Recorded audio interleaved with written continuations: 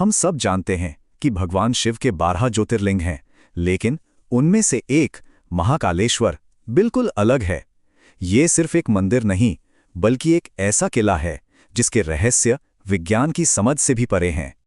तो चलिए सीधे उस सवाल पर आते हैं जिसने राजनीति में भी हलचल मचा रखी है।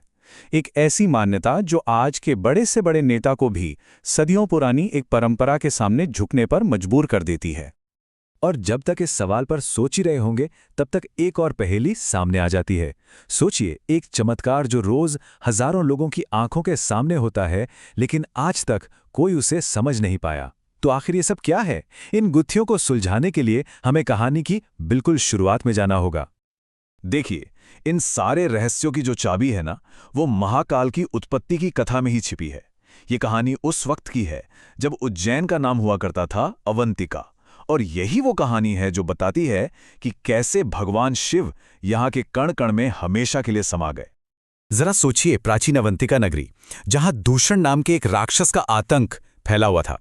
मतलब जब सारी उम्मीदें खत्म हो चुकी थी ना, तब भक्तों ने बस एक पुकार लगाई और उस एक पुकार से धरती कांप उठी और सामने प्रकट हुए स्वयं महाकाल अपने रौद्र रूप में।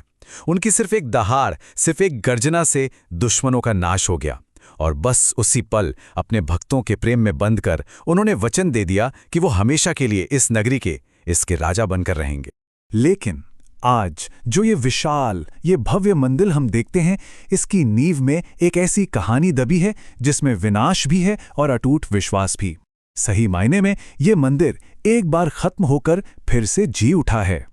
हुआ ये कि साल 1235 में आक्रांता इल्तुतमिश ने मंदिर को पूरी तरह तोड़ दिया, लेकिन वो ज्योतिर्लिंग को हाथ नहीं लगा पाया। क्यों? क्योंकि पुजारियों ने उस पवित्र लिंगम को पास के एक कुएं में छिपा दिया था। जरा सोचिए इस बात को, 500 साल तक, पूरे 500 साल तक वो जगह सिर्फ एक खंडहर थी, पर लोगों की आस्था देखिए, उन्होंने उस मलबे के ढेर पर भी पूजा करना बंद नहीं किया।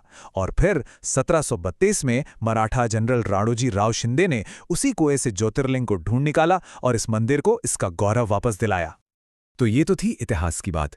अब इन पर्दों से निकलकर आते हैं मंदिर के आज में, जहां हर रोज ऐसे अनुष्ठान होते हैं जो जीवन और मृत्यु के सबसे बड़े रहस्य से पर्दा उठाते हैं। और इस सब में सबसे खास, सबसे अनोखी है विश्व प्रसिद्ध भस्म आरती।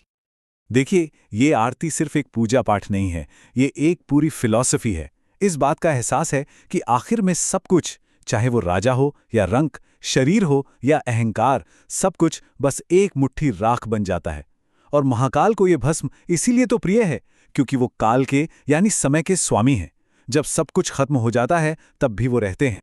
पहले एक ऐसी मान्यता थी कि ये भस्म ताज़ा चिता से लाई जाती थे, पर समय के साथ ये परंपरा बदली और ये सम्मान और पवित्रता का प्रतीक बन गई। अब क्या होता है? आज ये पवित्र भस्म कपिला गाय के गोबर से बने कंडे और शमी, पीपल जैसी पवित्र लकड़ियों को जलाकर पूरे वैदिक मंत्रों के साथ तैयार की जाती है। और बात यहीं खत्म नहीं होती। महाकाल का दरबार दिन में 1 या 2 बार नहीं, पूरे 6 बार सजता है। सुबह भोर की भस्म आरती से शुरू होकर रात की शयन आरती तक। ये अकेला इकलौता ऐसा ज्योतिर्लिंग है जहां इतनी सारी आरतियां होती हैं।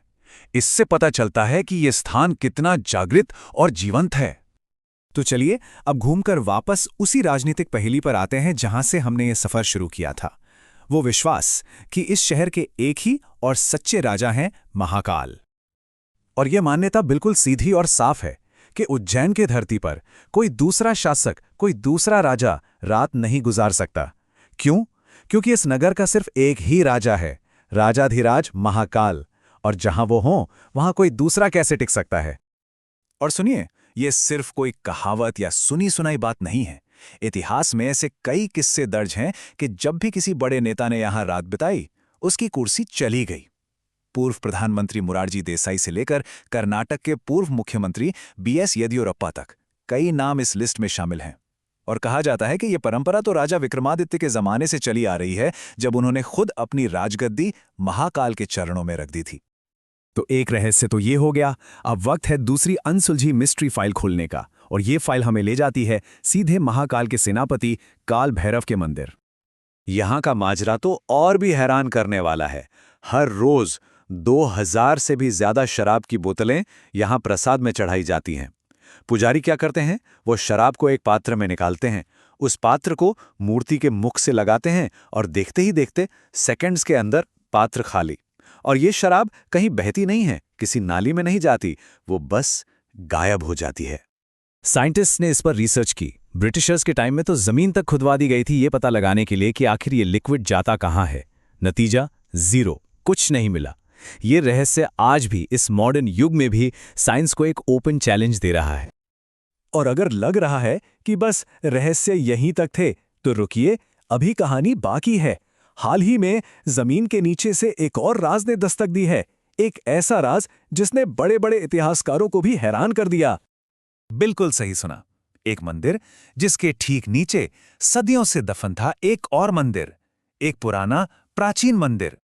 हुआ ये कि जब मंदिर कॉम्प्लेक्स को बड़ा करने के लिए खुदाई शुरू हुई, तो जमीन के 15-20 फीट नीचे से जो निकला वो किसी खजाने से कम नहीं था।